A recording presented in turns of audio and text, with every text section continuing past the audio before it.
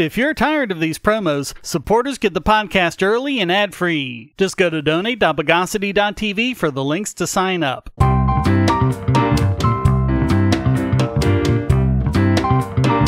Welcome to the Bogosity Podcast for the week of February 26, 2023. The podcast that makes your first time the sweetest. This is your host, Shane Killian. Let's podzalize the news of the bogus. I was with GoDaddy from almost the very beginning, creating my first website in 1998 before it was even called GoDaddy. But years ago I switched away from them, and I'm really glad I did. This isn't something I should gloat about since security breaches can happen anywhere, but this is bad.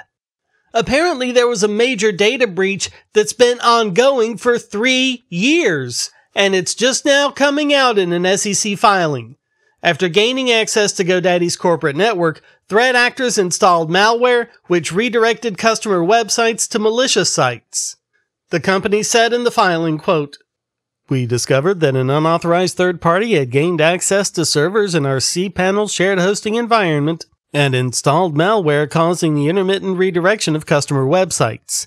Once we confirmed the intrusion, we remediated the situation and implemented security measures in an effort to prevent future infections."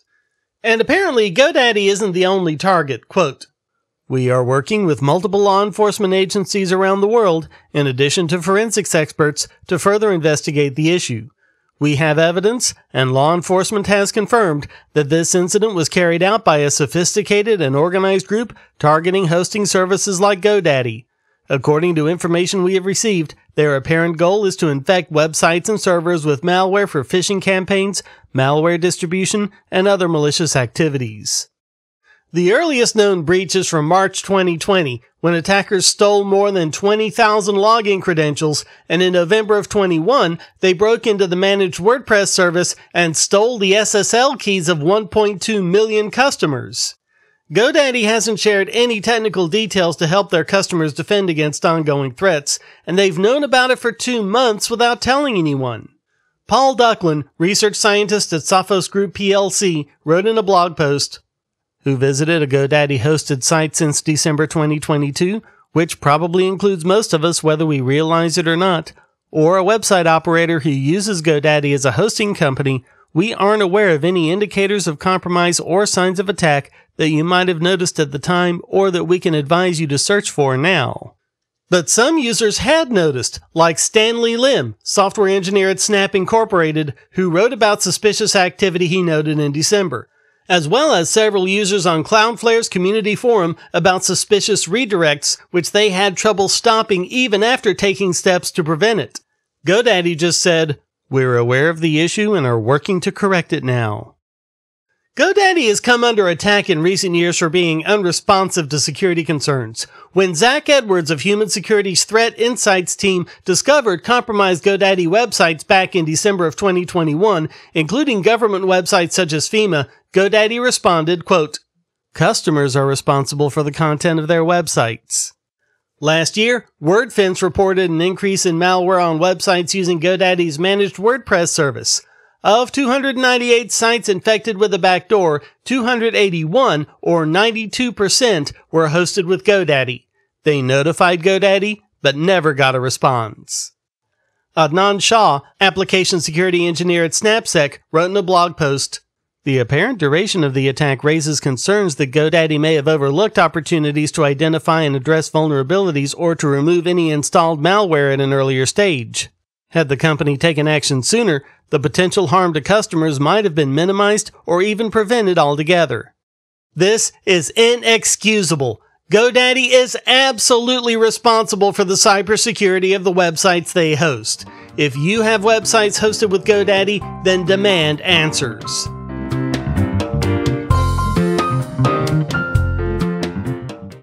If you're looking for a way to support this channel, but you don't have any spare cash and you can't stand ads, you can do so by generating your own cryptocurrency. Use the links at the bottom of the description to follow the link to Odysee.com to listen to the podcast and see all of my YouTube videos as well. Just watching videos will produce cryptocurrency for the creator and yourself. And since Odysee is always monetized and never censored, you'll have no problem seeing all the videos from your favorite creators. You can also use the library credits you created Odysee to tip creators and even purchase paid content. Earn library credits through various rewards, including daily view rewards and the number of shares and invites. And you can interact with creators in all sorts of ways, including like and dislike, comment, boost a post by supporting it, repost it, and share to other sites, all while earning crypto for the creator. Easily monetize yourself and your favorite creators using cryptocurrency, without advertising. Use the link below to visit this channel on Odysee.com and see many of your other favorites there as well.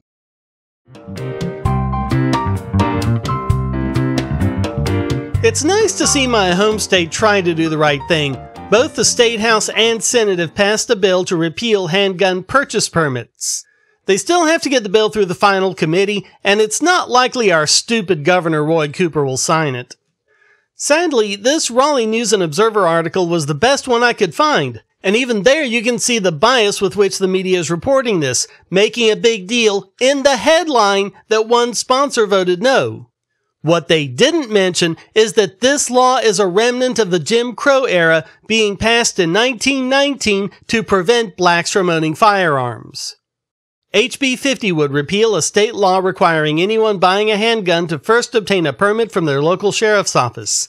The only Democrat to sponsor the bill was Michael Ray of Halifax County, who voted against it, saying a sheriff in his district urged him not to vote for it. I'm calling bogosity. Most sheriff's offices want the bill repealed because the paperwork they have to go through every time someone buys a handgun is a nightmare. And in fact, the North Carolina Sheriff's Association support the repeal. House member Alan Chesser of Nash County said, quote, "The bill ensures Second Amendment rights are not infringed by a subjective process. It will prevent undue delays for lawful purchases of firearms." And those delays, as we've covered, can cost lives. People needing to buy a weapon to protect themselves from a credible threat often find themselves denied the means of defense when the person threatening them can and often does attack sooner rather than later. Guilford County Democrat Pricey Harrison whined, quote, "It's going to increase folks who have access to guns who shouldn't have them." But who is she to say who should and should not have access to a fundamental constitutional right? This bill does nothing to change the background check requirement, concealed carry permits, or anything of the sort. It just removes an extra, arbitrary, useless delay. And again, I'll remind you that the whole point of this law is to stop black people from owning guns. So, by her own statement, she said that repealing this law, which would increase opportunities for gun ownership among blacks, would give access to people who shouldn't have them. So who do you think she was talking about? Amber Baker of Forsyth County said she didn't want to get rid of a gun control law at a time when gun violence is rising, even though gun violence isn't rising. Other Democrats engaged in the same fear-mongering about violence and mass shootings, both of which are on the decline. Keith Kidwell of Beaufort County called them on it, quote, "I don't have to get a background check to get a newspaper. I don't have to get a background check to go vote. I don't have to get a background check to keep troops from being housed in my home. But I have to get one for this. One of the most sacred rights we have, in fact a lot of people have died for, is the right to vote, and I know there's a lot of people on this floor that are against having ID to do that." But Marcia Morey of Durham County actually bragged that the sheriff of her county had denied 133 permits last year because they had good cause and good reason. She didn't say what they were, but remember, this is a Jim Crow law, and a 2021 study published in North Carolina Law Review found that 23.54% of black applicants were denied permits, but only 8.37% of whites. So that's apparently what she thinks is good cause and good reason. Becky Sirtis, executive director of North Carolinians Against Gun Violence, bleated, quote, "Why would we repeal a law that has been proven to save lives when gun violence is already at an all-time high in NC? Because it hasn't been proved to save lives. In fact, according to the North Carolina Sheriff's Association, as many as half of the permits issued might be held by ineligible people. Grassroots North Carolina wrote, "Their position that the repeal would increase violent crime rests on the ludicrous notion that criminals responsible for gun violence are inexplicably obeying the purchase permit law, the permits for which are untraceable slips of paper. Given that most North Carolinians don't even know a purchase permit is required for a private transfer, it's a safe bet that when gang members sell each other firearms, no purchase permits are used." It's just one more piece of evidence on the pile that progressive Democrats have not moved from their eugenicist roots. One more time, we see them actively defending racist laws from the Jim Crow era while they and the news media don't even point that out. How is it not deliberate by this point?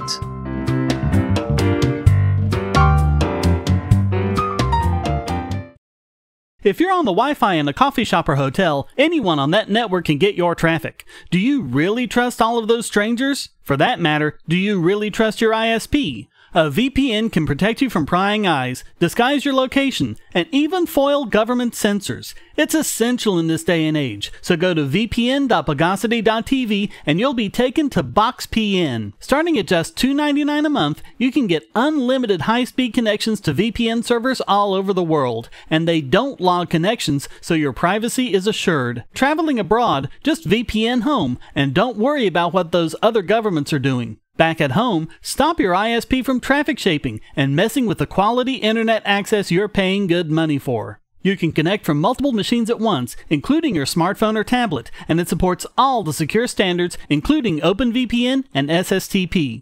Bypass censors and surveillance with your own secure VPN connection. Go to vpn.bogosity.tv.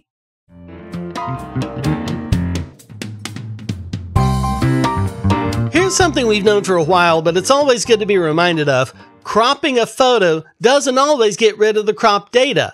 For decades, we've seen prominent people inadvertently give out, for example, topless photos. A woman will crop out a photo above her chest and put it on the internet, but other people figure out how to use the picture's metadata to uncrop it. Crop reversals aren't limited to editors or creators, but to viewers as well. For example, Google Docs help page says that you can undo changes made to your photo, but it doesn't say that a mere viewer of the Google Doc can reset the images even without permission.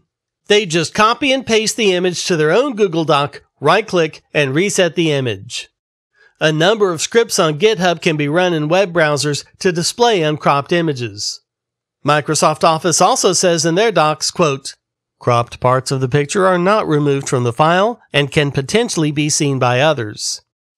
In a photo taken by any modern digital camera, binary data including thumbnails of the original photo can be included in the metadata and passed along even after the photo has been cropped. It can also happen this way with documents. Adobe Acrobat has a page cropping tool, but it merely hides the information. It doesn't discard it. There are tools available to strip the metadata from a photo. If you don't want people reverting to the original, it's a good idea to run those on the image first.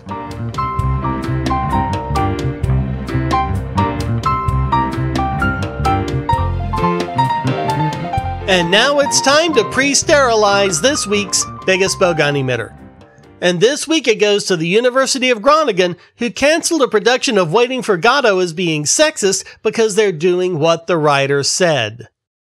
USFA Theater was producing Samuel Beckett's minimalist tragicomedy at the university when they canceled it upon finding out they had only auditioned males. The play only has 4 characters, all male, 5 if you count a boy who shows up at the end of both acts. And yet, they're wondering why no females were auditioned. USFA Theater programmer Bram Dews said, quote, "If it concerned a play with 5 white guys that they'd held open auditions for, everything would have been fine, but you can't ban people right from the start." How about when there aren't any characters for them? Beckett insisted that the characters are all male. Before his death in 1989, there had been attempts to cast Godot with 1 or more female characters. Beckett was very clear as to how that would completely destroy the imagery and character interactions in the play. His estate holds the rights to the work until 2059 and has continued to oppose productions that deviate from Beckett's instructions. Beckett doesn't even describe much about the characters, so it stands to reason that which he does describe is important. Many of the complaints from characters in the play involve health issues specific to aging males, including problems with the prostate, incontinence, impotence, and male pattern baldness. The only character that wouldn't apply to is Lucky, who is a slave that Pazzo is taking to be sold. Think about what making Lucky a woman would do to that, especially with him being tied with a rope around the neck and everything. And a lot of undertones in the play, which many consider to be homoerotic, would be downright sexist if one of the characters were female. But if you were to take out these problems, you'd take away one of the big points in the play. Their condition is that of suffering. But soon, the mysterious Gatto will show up and solve all their problems. Seriously, people, would you open up auditions for white people as Othello and black people as Iago? A spokesmoron for the university belched, "Times have changed, and that the idea that only men are suitable for this role is outdated and even discriminatory. We as a university stand for an open, inclusive community where it is not appropriate to exclude others on any basis." Which, apparently, requires them to go so far as to destroy the art Beckett created in the first place. The play's producer, Medea Anton, said it was ridiculous to look just at the casting and ignore the crew, quote, "Although there was a restriction on the actors, which are only 5 people in this production, the rest of our production is majority female. We also have trans people. We have non-binary individuals. The majority of the production is people from the LGBT community. I tried to explain to them that it is a legal thing and that we are a small amateur theater society and we cannot afford to be sued. But nothing I could say during the meeting could change their minds." They're now looking for a new venue, and the university is now seeking to promote inclusivity in their future productions. Who wants to bet they won't even be worth 1,000th of what Waiting for Godot is? So all of that makes the University of Groningen this week's biggest bogon emitter.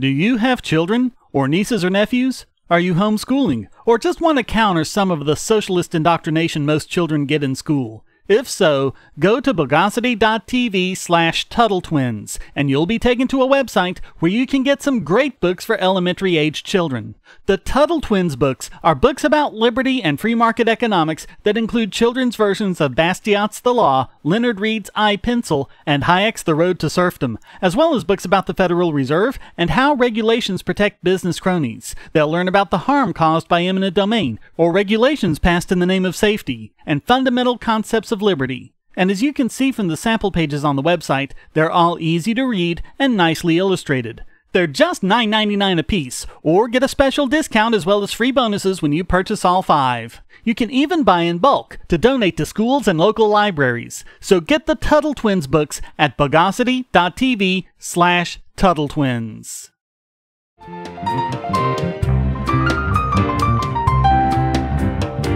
And now let's award 2023's first Silver Kluon Award. Two-factor authentication is becoming increasingly important in the age of online identity theft. Unfortunately, the most popular form of it uses SMS, in other words, text messages, which are so insecure that the false sense of security they give can actually make things worse. The Peltzman effect is real, folks, and the more intrusive, annoying, or theatrical the security is, the worse it can be. So don't go thinking this adds anything to your security and let it placate you from taking other precautions. Elon Musk tweeted that Twitter would be removing SMS two-factor authentication for non-paid members. Really, he should remove it for paid members too. Free Twitter users have until March 20th to switch to a sensible second factor. Only 1.95% of Twitter users were stupid enough to use SMS. Of course, most of them aren't using a second factor at all, but the point is, he's not alienating many users here. Everyone can still use methods that are actually secure, such as TOTP, the secure authentication protocol used by Google Authenticator and Authy. Of course, the Musk haters came out in force, bleating that Musk was forcing people to pay for security and he's evil and wants money, blah, blah, blah, blah, blah. So The Verge published an article which said, quote, Now it's official. You have to pay for the privilege of using Twitter's worst form of authentication. The article is more informative than snark. He points out that SMS is vulnerable to SIM swap hacks. It has a number of other vulnerabilities too, and pointed out how Jack Dorsey himself was successfully hacked back when he was a CEO. Quote, "You don't want someone to get access to your accounts by proving they are you simply because they've stolen your phone number." It's a change that was beginning to be phased out even before Musk took over. I wouldn't be surprised at all if its days are numbered for Twitter Blue users as well. At least I hope it is. Anyway, The Verge and its writer Sean Hollister are the only ones I've seen pointing it out like it is. Musk is making people pay for a terrible feature, and good riddance to it. So enjoy your shiny new silver clue on Verge. I promise it won't expire on the 20th.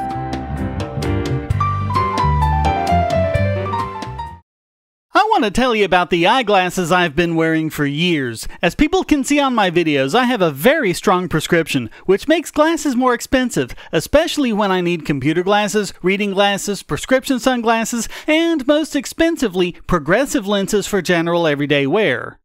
To save money while still getting quality glasses, I get them from Firmoo. In fact, I just got a pair of progressives with high-index aspherical lenses and a nice pair of frames my wife loves for just over $100. It would have been $500 to get them through my eye doctor.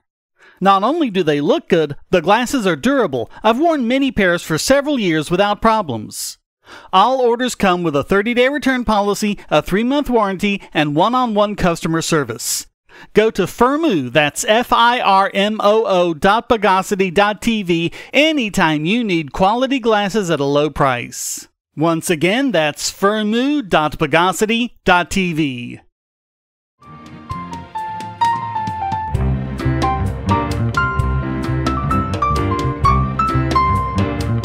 And now let's misestimate this week's Idiot Extraordinaire. And this week it goes to the state of Louisiana. Some others too, but Louisiana was leading the charge on it. And what is it, you ask? Nothing more than an ID requirement to access porn. Yes, more backwards politicians ignoring the First Amendment to try and clean up the internet. A law that took effect at the first of the year has mandated verification to any site that's at least 33.3% pornography. How they're supposed to calculate that is anyone's guess. Pornhub is now demanding the personal info from Louisiana visitors because that's not going to result in any privacy concerns whatsoever. Other sites are simply turning off access to Louisiana IP addresses. Of course, this is easily bypassed with a VPN. You don't even have to go out of the country. Florida, Kansas, and West Virginia have introduced similar laws, and Arkansas, Mississippi, and Virginia are set to follow. They bleat the same old protect the children racket, but the fact is, they want to stop everyone from accessing porn. Making it more difficult to access is bad enough. People are going to be even more hesitant to turn over their private information. It also opens the door wide for governments to track who's watching porn, even though they promise Scouts Honor you can totes trust them that they won't ever do it.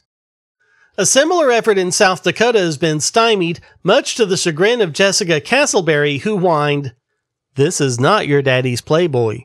Extreme, degrading, and violent pornography is only one click away from your children." She bleated that it was only stalled because lawmakers were, quote, easily swayed by powerful lobbyists. Folks, I don't know why I need to point this out, but there is no big porn lobby. This is just paranoid conspiracy mongering. Quote, "It's a travesty that unfettered access to pornography by minors online will continue in South Dakota because of lobbyists protecting the interests of their clients versus legislators who should be protecting our children. The time to pass this bill was in the mid-1990s. No, the time to pass it was never, as you'd know if you'd actually read the Constitution you swore an oath to.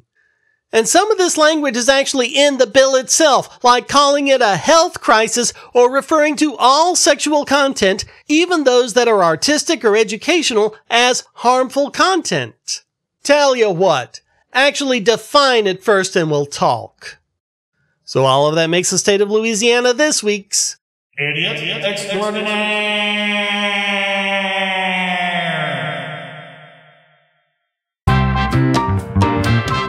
Well, that wraps up this It Was Shocking, Degrading, Insulting, and I Loved Every Minute of It edition of the Bogosity Podcast. I hope you enjoyed it. If you did, please go to donate.bogosity.tv for several ways to support and discord.bogosity.tv to join the discussion.